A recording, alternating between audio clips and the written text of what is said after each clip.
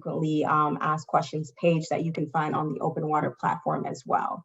So one of the questions that's really important is defining how often an individual can apply to the program. And so eligible individuals can only apply once per application cycle. If you were unsuccessful within the round that you applied for, you are able to apply for future rounds. You're not disqualified from applying just because you were unsuccessful. And so individuals can receive one award every 2 calendar years. And also, there's only one award per household. So when it comes to one of the criteria being a primary caregiver, that's what's most important with this award. So if you are within a household in which you are not the primary caregiver, but you share caregiving support with another individual, that would make you ineligible for the award. And so that's why there can only be one award per household, because the award is given to a primary caregiver.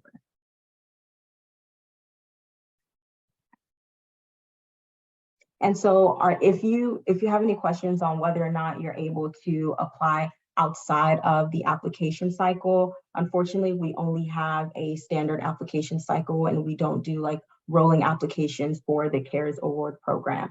However, if you are interested in applying for the CARES Award program, but you missed the deadline by a day, a week, a month, have no fear. You can contact us at diversity@faseb.org, and we'll keep you on our mailing list so that in the future, when we open the award cycle again, we'll be able to send you communication and you'll be able to get in the award cycle for the next round.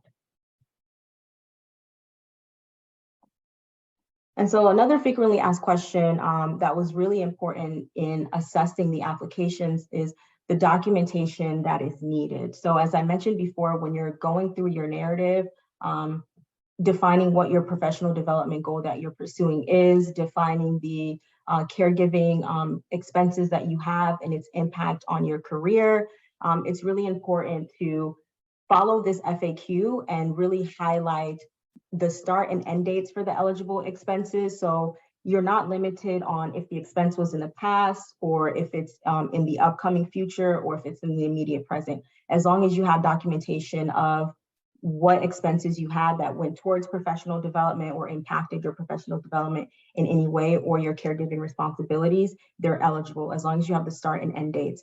Also having the full name of the dependent and the caregiver as well, and providing documentation of your relationship between the two, as well as the type of services that you use, the amount paid, and evidence of payment as well.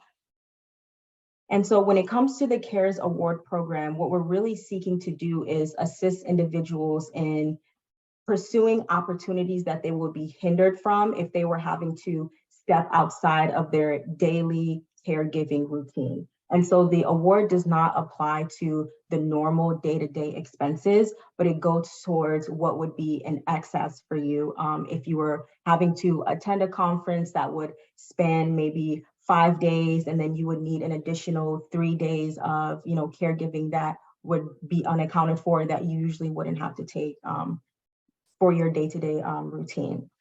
So that's typically what it covers.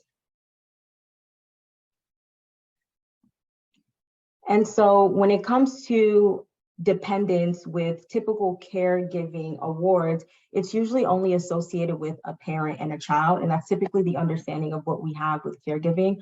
But with the FASEB CARES Award program, we're really looking at the family in totality, and we're moving away from the American nuclear understanding of what family is. And so that's why our definition of dependent takes our understanding of dependent includes a child, an adult, a parent, a close family member, maybe an extended family member, or a close friend that could be considered family. However, in all that, documentation of your caregiving role must be provided in the documentations that you upload. And so I'll just take another pause to